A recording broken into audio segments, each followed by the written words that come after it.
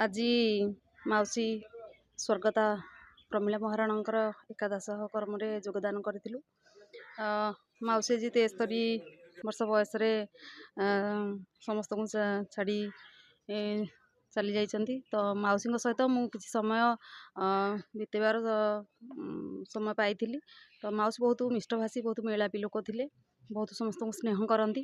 ତ ମାଉସୀଙ୍କର ଦେହାନ୍ତ ଖବର ଶୁଣି ମୁଁ ବହୁତ ମର୍ମାହତ ହୋଇଥିଲି ଏବଂ ଆଜି ତାଙ୍କର କଦଳୀପାଳ ସ୍ଥିତ ତାଙ୍କର ଗାଁରେ ପହଞ୍ଚିଥିଲି। ତାଙ୍କର ବାସଭବନରେ ଏକାଦଶ କର୍ମରେ ସମସ୍ତଙ୍କ ସହିତ ମୁଁ ଆଜି ଏଠାରେ ଯୋଗଦାନ କରିଥିଲି ଏବଂ ଭଗବାନ ପାଖରେ ପ୍ରାର୍ଥନା କରୁଛି ତାଙ୍କର ଅମର ଆତ୍ମାର ସଦ୍ଗତି ହେଉ ଏବଂ ତାଙ୍କର ଶୋକ ସନ୍ତପ ପରିବାରକୁ ଭଗବାନ ସହାୟ ହୁଅନ୍ତୁ, ଆଗକୁ ବଢ଼ିବାକୁ ଧୈର୍ଯ୍ୟ ଦିଅନ୍ତୁ। ମୁଁ ପ୍ରଣୟ କୁମାର ସାହୁ, ଆମ ଢେଙ୍କାନାଳ ଜିଲ୍ଲା ହିନ୍ଦୋଳ କଦଳୀପାଳର।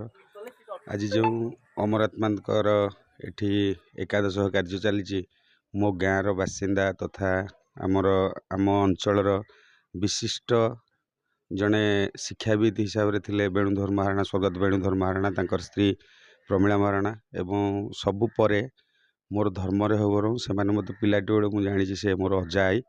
ଆଜି ତାଙ୍କ କାର୍ଯ୍ୟରେ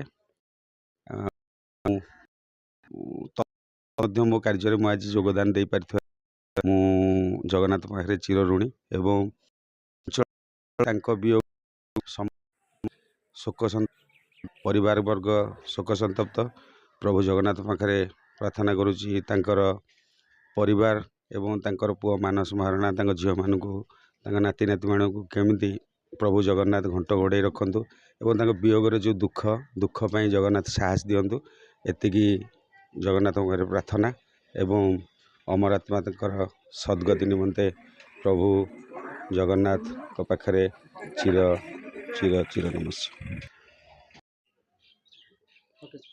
ନମସ୍କାର ଆଜ୍ଞା।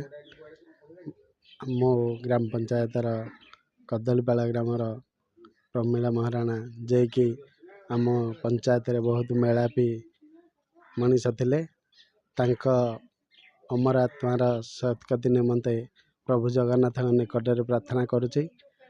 ଯାହା ଆଜି ତାଙ୍କର ଏକାଦଶ କାର୍ଯ୍ୟକ୍ରମରେ ମୁଁ ଆସି ଯୋଗଦାନ କରିଛି ଏବଂ ଆମ ଅଞ୍ଚଳବାସୀ ବହୁତ ଦୁଃଖିତ।